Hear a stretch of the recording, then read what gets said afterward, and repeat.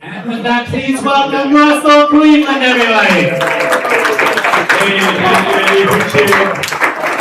Super excited to be here with you guys tonight. I have been out on the road 10 months now, and really excited to be here in Missoula. As most of you know, I probably don't have to tell you the primary has heated up in the last week. And my goal tonight is pretty simple. I just want you to get to know who I am as a candidate and why I feel like I can best represent you in the U.S. House of Representatives, and ultimately be the one who, I think we all have a shared goal of removing Ryan Zinke from office. So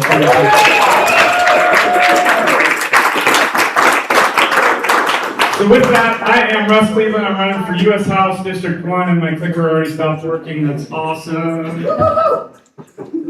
Come on, good. Jake, can I borrow you? Oh, it's good to know. Human clicker on the way.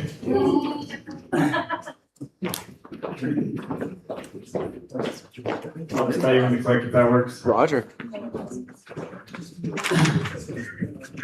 Go for it. Okay.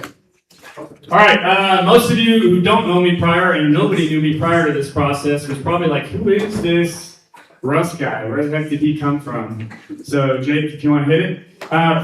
First off, I grew up in Montana. I grew up down in the Bitterroot Valley. I'm a Stevie guy. I was raised on a farm in the Bitterroots. Quite possibly the best childhood you could ask for. A true Montana upbringing. Small farm, riding horses. Grew up out in the outdoors. We were a middle-income family at best. Our vacations were up 3 Mile Creek or Ambrose Creek going camping for the weekend. Nothing glorious, nothing crazy. I was an Eagle Scout. It was really my first love. I fell in love with the outdoors here in Montana through my time in scouting. My favorite place to this day is the Bob Marshall Wilderness.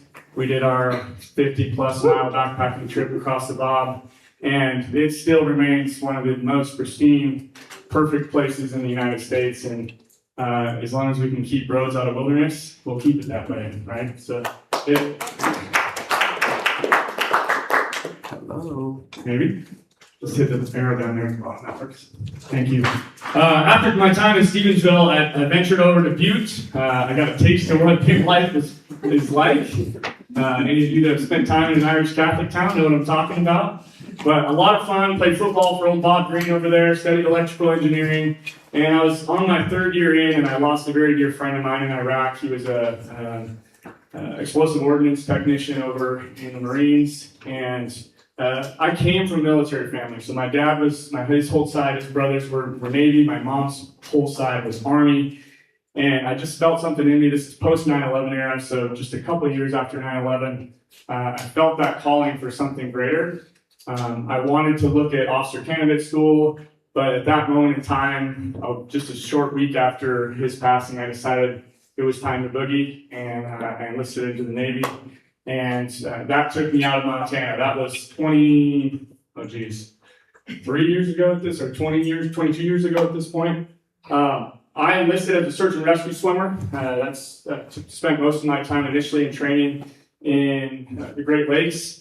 At that time, Pensacola had just been hit by Hurricane Katrina. Some of you guys probably know remember that time. So I got to swim in the nice, warm, balmy water of the Great Lakes instead of the Gulf. So I actually ended up deciding to go into avionics at that point and spend most of my time in fixing helicopters instead of jumping out of them. It was my 3rd year in. I broke my back, was in a pretty significant accident, and that was my first taste of what healthcare really means. That was where my personal journey started. I had to fight the Navy for almost a month. I had broken my back. I was the only collateral duty inspector on the flight line. I was the only person that could sign off on flights to get them back airborne. And our flight medic at the time said, "Hey, look, I know you're in this accident. I know you're hurt. I think you're okay. Here's a whole bottle of 800 milligram Motrins. I need you to get back to work."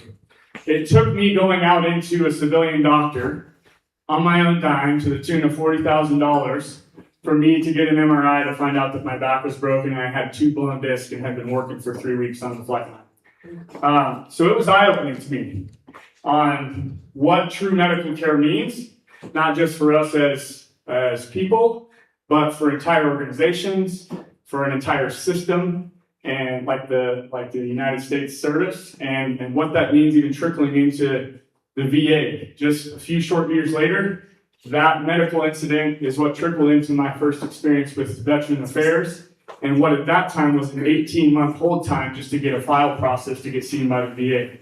We had closed that gap down to the end of the Biden administration down to just 2 weeks. And now we've laid off 39,000 VA personnel, largely in the administration level, that are projected to back that lag time back into the 18 months region again. Go ahead, Joe. Oh, go back one, actually. I have something else I want to talk about there. I got out of the Navy after recovering from this injury, and through that process, I really fell in love with health and wellness. I decided to go into nutrition. I finished a bachelor's in nutrition. I became a master fitness trainer and really fell in love with the preventative health part of medicine. And,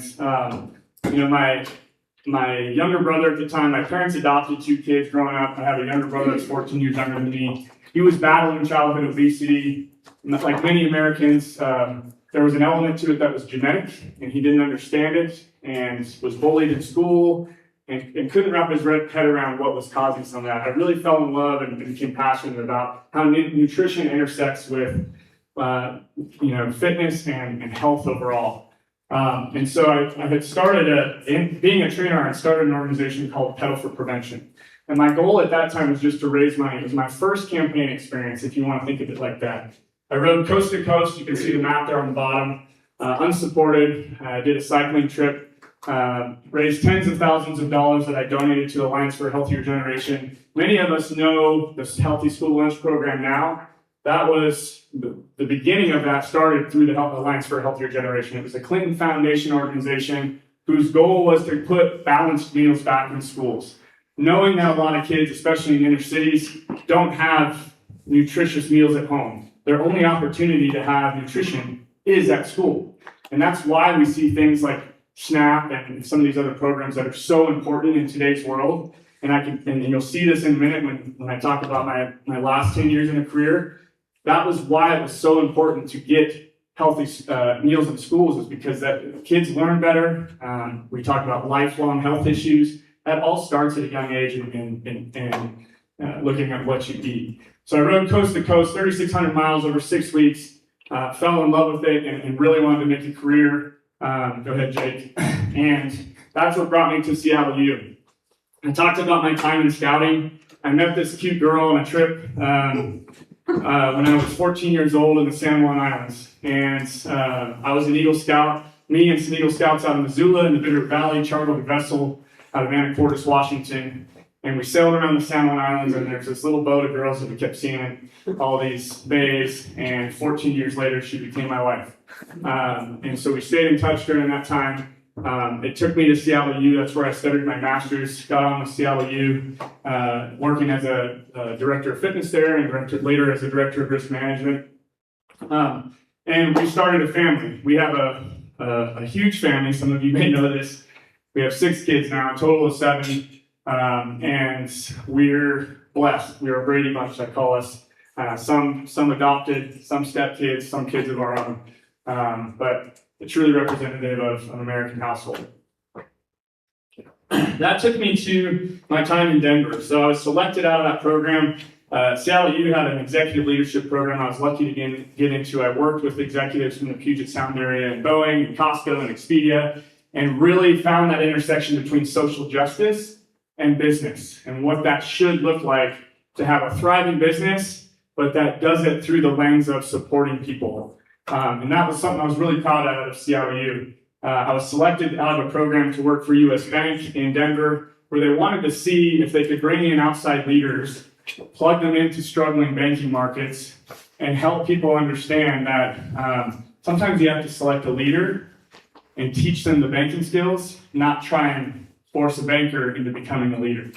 And in 18 months, I took an entire market that was on the verge of closure to being the top performer in the company. And I did that through the lens of focusing on community and small business. And I fell in love with small business in that time. So all of my time was spent out in the market talking to cabinet makers and breweries and you name it. And I really fell in love with what, much like we're doing now in the campaign, just talking to people. I decided to start my own business at that time. It's called Rocky Mountain Kids. Like I said, my wife and I were in the middle of having a whole herd of kids. And we found out that Colorado had a child care desert, much like Montana does right now. And I saw an opportunity. I saw an opportunity to plug a hole in a community that desperately needed a service. And so I grew that company from a startup in 2016 to 42 locations last year. Before we sold, we served 9,000 kids across the entire Colorado market and taught them everything from basic social emotional learning type things in a before and after school care setting to outdoor learning skills. You think of an inner city kid from Aurora, Colorado that's never seen a campfire, never roasted a marshmallow, never done rock climbing, taking them up in the Colorado Rockies and teaching them some of the things that we take for granted here in Western Montana. Go ahead. Then 2020 happened. Most of us think of COVID when we think about 2020. Now I can tell you I was trying to run a business during COVID. And we had some big hiccups like most businesses did during that time. But something even more traumatic happened to my family during that year. December 28th of 2019, my then 12-year-old daughter was diagnosed with leukemia. And our world stopped. And there's someone sitting in a hospital room right now facing the same exact thing. I can tell you we had the best insurance that we thought we could get. We were a business of probably at that time 120 employees, paying our premiums. Most people don't realize that the second biggest expense for most businesses is the business side of paying for health insurance, paying for premiums. And the first bill that we got after 30 days of treatment, largely due to pharmaceutical costs and medical testing, was over $300,000 after insurance. That's not right in this country. We're a family that worked hard, we're fighting to make a difference, paid our insurance on time, and we still had a bill that was unreachable for us. And if it wasn't for Children's Hospital for us, we would have been medically bankrupt. Just like 60% of the bankruptcies in this country are. They're driven by medical debt. And so the unthinkable happened to us. Madison fought hard, but unfortunately she passed in August of that year. Absolutely crushed us. We lost our whole world. Made us rethink what life is really all about. And, we were living in the fast lane, building this business, trying to find prosperity like so many Americans do. And for us, it was, holy smokes, you never know when your ticket's going to be punched. Slow down, smell the roses, take a minute to appreciate what's important to you. And for us, that was family. And my family was still here. And it was also a lifestyle that meant something. And a childhood that meant something. And I had that from my upbringing here. And so we came home. And we found property out in St. Regis. This is post-Yellowstone, as you guys know. So the Bitterroot was not the Bitterroot I grew up in, we'll put it that way. And it was unattainable price-wise for us. The St. Regis hadn't quite been inflated like we see now. We were able to find some land out there, named it in my daughter's honor, Madison Ranch. Homesteaded ourselves. My parents retired out of the Bitterroot. My father-in-law retired out of the Puget Sound. And we created quite the little family compound out there in St. Regis. Built the homes myself, and it's something that we can pass down to our kids ideally. Realistically, we have to look at, are they even going to be able to afford housing in this market if they don't have something like that given to them? It's a question we have to ask. Something else happened that year when we moved back to St. Regis. We realized that, much like many rural communities in this state, there was a 30% unaccompanied minor rate in our high school. That means that there's high school kids couch surfing whose mom and dad abandoned them and left them for dead. I didn't know that moving back to Montana. Many of you might not know that. It's a major problem here in Montana. There's no social support network to help these kids out. Jamie, who's right here, was an athlete of mine. I coached track and football. My wife coaches basketball. School calls us up one day and says, hey, we've got a kid whose parents abandoned her, left for Arizona, running from the law. Can you guys help? Of course, we're building my house at that time. I'm crammed in with my parents. You heard how many kids I have. 6 kids plus me and my wife. in my parents' 3-bedroom house. It's like, we're getting cozy in here. And we're like, sure, we'll take her in. Absolutely. Thinking it's going to be 2 weeks, 3 weeks. She filled a void that we didn't know was missing with the loss of Madison. But she also just needed someone to lift her up like so many kids do in our communities. She's now a 4.0 student. She's a senior this year, on her way to graduating and doing track in college.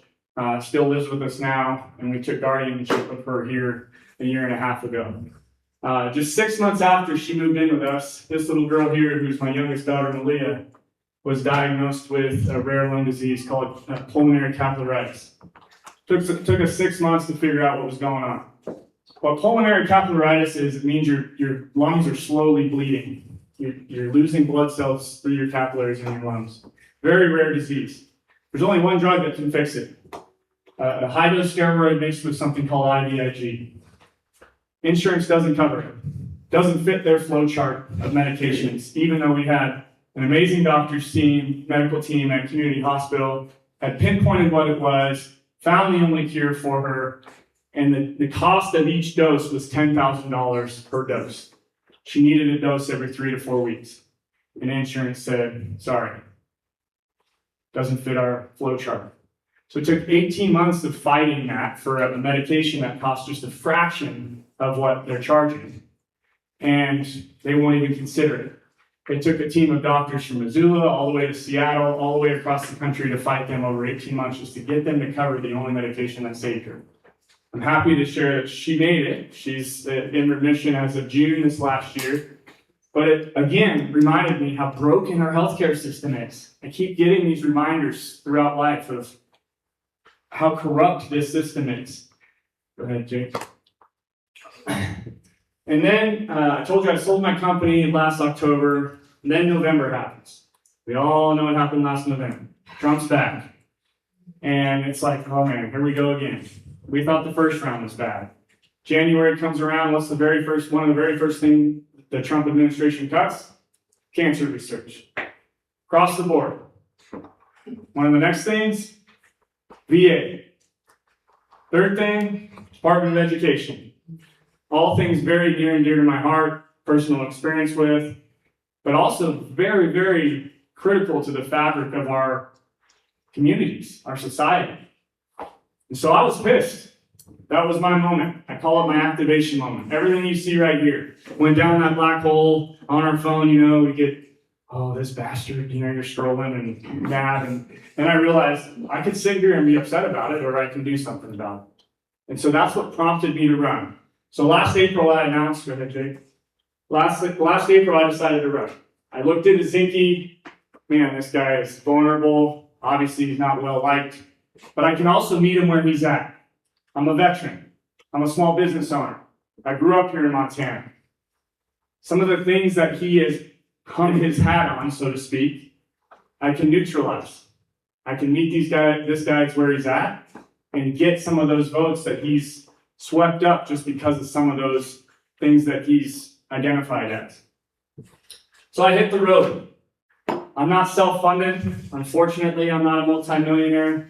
I can't waltz in here and run $150,000 of ads in Missoula like some of our former or current senators, I guess I should say, do to win votes. It had to be grassroots. And for me, it was critical, what Jeff just talked about, it was critical to walk the walk. If we're going to talk the talk, we got to be able to walk the walk. And so I refused corporate PAC money from the get-go. If I'm going to do this, it's going to be grassroots. It's going to be on the road. It's going to be doing it the old-fashioned way, burning the shoe leather, talking to people face-to-face, building trust, reestablishing relationships in every corner of our district. Not just, no offense to you guys, but not just Missoula and Bozeman. We cannot win in just Missoula and Bozeman. We have to reach every corner of Western Montana. And I can tell you that there are people out there that haven't been talked to in 25 years that were absolutely thrilled somebody was coming to talk to them. I don't want to say it's that easy, but it really is that easy. This is the map of everywhere I've been. I've been campaigning 280 days. I just rolled over 35,000 miles in my pickup since April. There's a lot more road to cover. You can see there's some empty space there. By June, I'd like that whole thing to be blue. but we're doing it. And I think that's the important thing to point out here, is that if we're gonna win an election in this environment, we have to do it not only the right way, but with the things that the people of Montana want and need. Now, I've made it pretty clear I'm passionate about healthcare, but guess who else is passionate about healthcare? All of Montanans, no matter what side of the aisle they sit on. Republicans, Independents, Democrats, obviously. It's important to everybody, especially now, 10 months later, when people have ACA premiums that just rolled back. And now I just talked to a guy last week in Dillon, jumped from $600 a month to $3,000 a month. Another one in Virginia City, $700 to $2,900. It's all over the place. Self-employed, even corporations are seeing increases in raising their costs at the company level, which inadvertently impacts what the wage line will be for their employees as well. Because again, I told you guys, the second biggest cost for companies, healthcare. Go ahead, Jake. So we jumped in. I didn't come into this with some 20-point plan on how I'm going to fix the world. All I wanted was, what are the 3 most important things to Montanans? And the first was fix healthcare. Whether you're a senior in Knoxon, or whether you're like Jamie, an unaccompanied minor in St. Regis, or whether you're a veteran in Dillon, or whether you're a working professional who just wants a halfway decent rate on healthcare. This is our moment when we can actually get a universal healthcare system passed.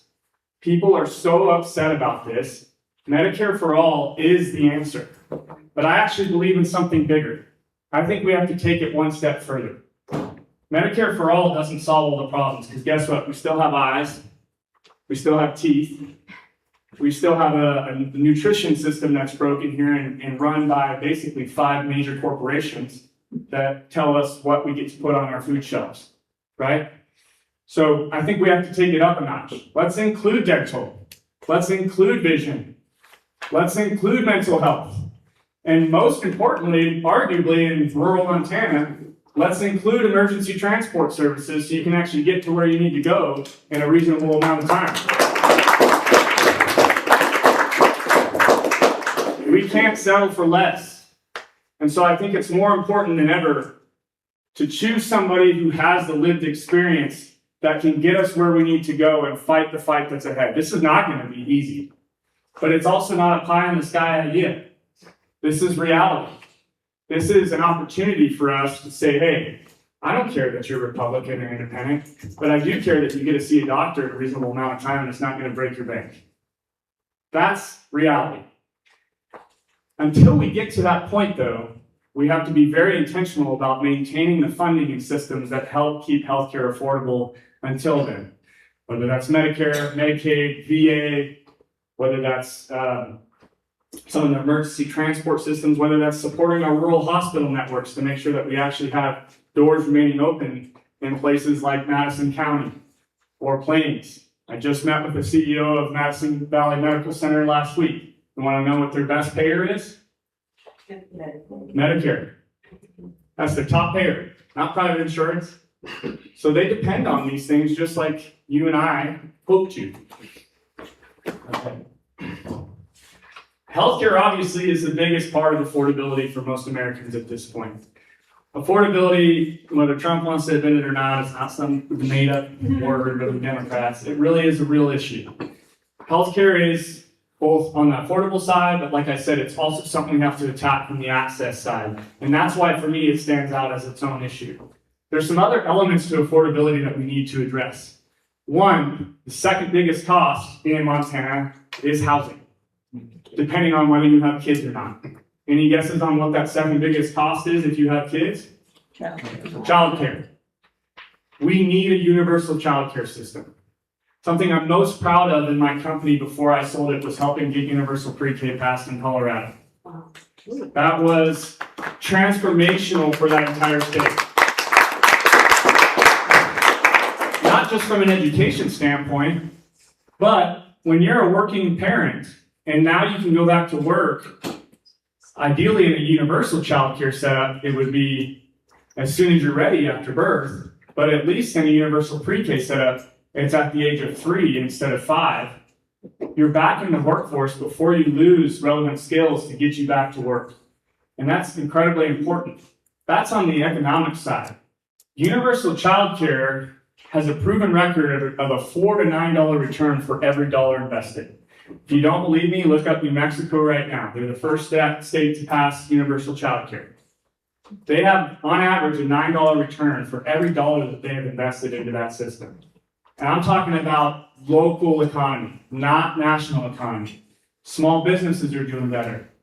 Businesses are able to find more employees in a reasonable amount of time. They're able to pay them better. These are all things we have to consider across the board. Universal childcare is a real thing. Obviously, Mamdani's doing it in New York City as well. He's trying it there. A huge market of opportunity, and I hope he's successful. But I think we need to look at this at a national level and say federally, how can we tie our childcare system into education and stop treating them as two separate things? We need a pipeline from birth to workforce that really helps people understand they're not their own separate silos. And all stages of that will improve if we see them as connected. So what I mean by that is you have childcare, and that feeds into an education system that needs a lot of help, folks. We need to pay our teachers better. We need funding for title schools and other underfunded schools that can help lift up these rural programs. But one of my favorite ideas that I'm excited to share is turning that 11th and 12th grade year into a workforce preparation and or college preparation track. Some schools in Montana already do this, where you graduate with your diploma and an associate's degree at the same time when you graduate the 12th grade. It's already out there. We're not reinventing the wheel. But if we funded that across the board, that cuts people's student debt in half. So you want to talk about real things that can happen right now. I'm about to send a senior to college. So trust me, I'm motivated on this when I say I'm begging her not to go to private school. You know, it's like, please stay in state. But at the same time, she's graduating with an associate's degree. St. Regis is one of those schools that does that. All students should have that same opportunity.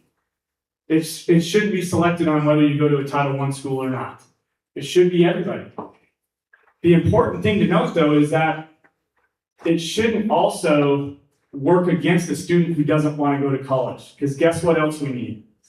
Trades. And so I see that as an opportunity in the 11th and 12th grade to say, great, you don't want to go to college? Let's get you in an apprenticeship, and you'll be making $80 to $100 by the time you're 20 years old and can actually afford rent in the state of Montana or mortgage in the state of Montana, instead of being stuck in this pipeline that has created an age population of 18 to 24 with a 10% homeless population. 10% of our young adults are homeless. If you look at that over the breadth of an entire adult population, 0.23% of adults are homeless. The biggest affected population is 18 to 24. We're not setting kids up for success to hit the workforce. And I think we can do better. Go ahead and hit the last one. None of this is possible, though, without exactly what Jeff just talked about, which is getting money out of politics. The corruption is so thick, you could cut it with I don't even think you need a butter knife. It's bad right now. And so that's why I'm here telling you guys, do I need money for this campaign? Absolutely. Am I willing to take it from corporate PACs? Hell no. Because you cannot do both. You cannot say, I'm going to represent you as the people, and turn around and say, but I'll take a $40,000 check from the corporation that ultimately is going to tell me what to do when I get to Capitol Hill. You can't. You can't do both. So I'm excited to be one of the first candidates to say, hey, I stand with the Montana Plan. I'm going to run a campaign based on the parameters of what exactly Jeff just talked about. I'm not going to go into that one because you guys just heard a great presentation on that. The other one is term limits. I'm a huge supporter of term limits. I took a pledge under U.S. term limits and Montana term limits that says, look, the whole point of a House of Representatives in general, is people like me from a community that have some sort of experience that the community values. They elect you as a representative to go represent them on behalf of that community. You go do your time and you come home. You don't spend 60 years in Washington, D.C. That system doesn't work. And I'm tired of it. And I hope you guys are too. We have to demand that there's some term limits in DC, just like we have here in our own state and at the governor's level as well. Next over is that balance and accountability. Another pledge I took is to things like no stock trading in Congress. We got to get the money out of that as well. Because if I'm a Brian Zinke and I go to Washington, D.C., and suddenly 6 years later I've accumulated $22 million in wealth from being a congressman, that should raise a question. Like, something's fishy here. Yet it happens all the time. Martha Stewart gets arrested for it, but our congressmen do not. And so I think we have to do better in saying, no more. Not on our watch. We're going to get that money out of there from start to finish.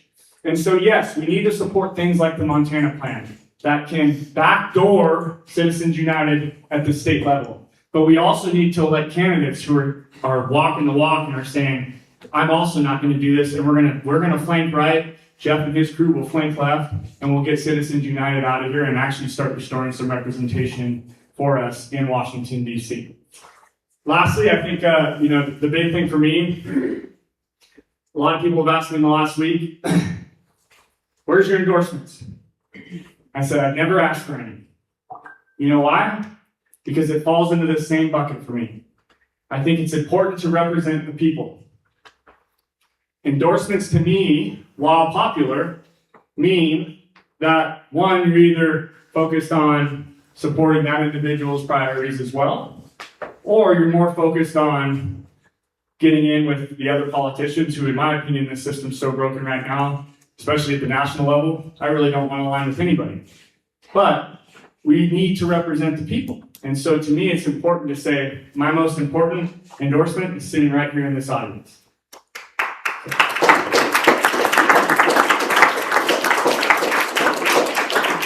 I've already had a couple questions before we kicked off tonight.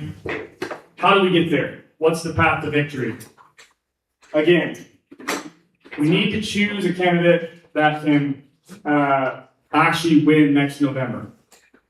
And that's hard to hear because there's some great candidates in this race right now. I welcome them all.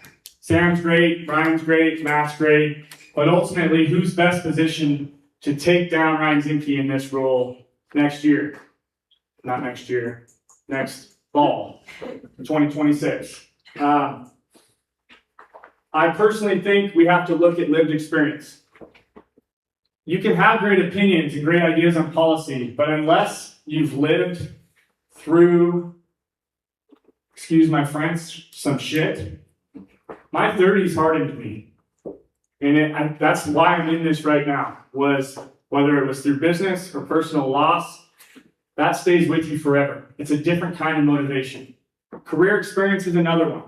I think it's important to have things that are relevant to Montana. Montana's got one of the highest percentages of small businesses per capita. Where's our representation for small business? It's not happening at the federal level. We need to restore that. Same with veterans. 10% voter population is veteran in this state. You think they might care to have that representation? I would say based off of who's in our representative seats right now at the federal level, data speaks for itself. They care about that, right?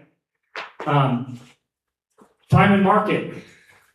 I talked about rural roots and reestablishing a presence in rural Montana. I had an extra summer to do that. That's important because Montana's huge. I told you how many miles I drive. We cannot get to every corner of the market in 4 months. It took me 10 months to put on 35,000 miles.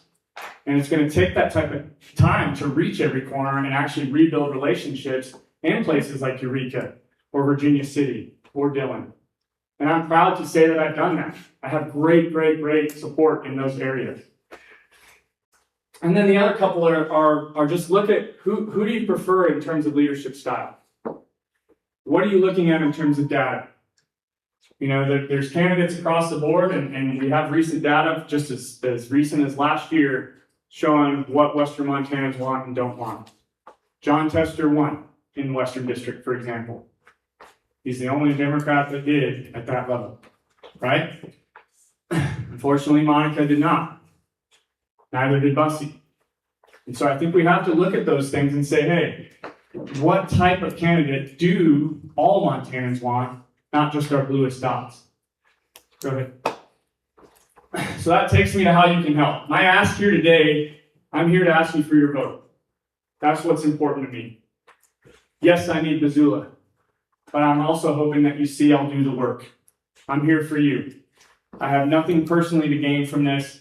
It's important for me to leave something for my 6 kids that actually allows them to stay in Montana and continue to prosper and enjoy the life that we all love here in this state. So if this is a campaign that you can get behind, there's a couple things that I have in terms of an ask. Donate if you can. This is grassroots. We've raised over $200,000 by the end of Q4. We are on our way towards 250. But to compete with Zinke, we need more funding to ultimately battle his war chest. Do we need $5 million? Absolutely not. I'm a firm believer we can beat him with $1 million. I would love to beat him with 500,000 and send him packing and then give him the shoe on the way out the door. But ultimately, it's going to come down to the people of Montana that want to see. I'm going to pull this thing over here soon. People of Montana deciding how much they're willing to support. Also, you can endorse on the endorsement site. You'll see hundreds and hundreds of Montanans on our endorsements page that have already endorsed this campaign. Those are gold to me, and I would appreciate your endorsement as well. The most powerful form of marketing is word of mouth. Word of mouth. I won't send you 100 mailers or 500 mailers or whatever. The only way we win is building relationships. And every single one of you in this room probably has a cell phone in your pocket with at least 20 people that you consider to be close to you. That power is with you as the people. That is what grassroots is. Who is your candidate? I hope it's me. And if it is, I ask you to share it with your network. Use that power in your pocket. That is the only tool that doesn't cost money, is you going to your network and saying, hey, I believe in this. We can actually do this here in Montana. And then, as you know, we're coming to door knocking season, and we're going to be pounding the pavement together. If you're in a position to do that, we'd love the volunteers. Amber's here somewhere tonight. She might have already split up. But you can volunteer, sign up right on the website. Go ahead and go to the next screen. So I do want to open up for a couple questions. Go ahead and go to the next one. But after this, if you're short on time, I'm just going to be right over at the Iron Horse. If you want to talk to me more, I'm going to be hanging out for an hour, hour and a half. You can come say hello, have a drink with me, and we can chat a little bit more. But do we have time for some questions? Two quick questions. Okay. Right in the back. I like a lot of what you said, but this is Montana and gun questions are going to come up. Sure. What do you say? On which part? Any of it. Gun control, I'm an avid hunter. I own guns. You know, I think we need to focus more on mental health personally to take a stab at some of the issues we're having. Gun control doesn't win in the state, plain and simple. And so that's my stance on gun control. Yeah. How about climate change? I agree, it's not bad, but climate change. Well, it's 54 degrees in January in Montana, so I think there's an issue with that, right? Yeah. But I look to, oddly, I think we need to start looking to some of our competitors. It wasn't just 5 years ago we had China was burning coal from both ends and was one of the leading polluters. Now they're leading in green energy. And so I think it just takes the right leadership in getting in there that is promoting that as a main form of energy use to start turning back the table on some of the things that are causing climate change before we can make major change. And I support all those things. That's your two. All right, guys, I'll be at the time.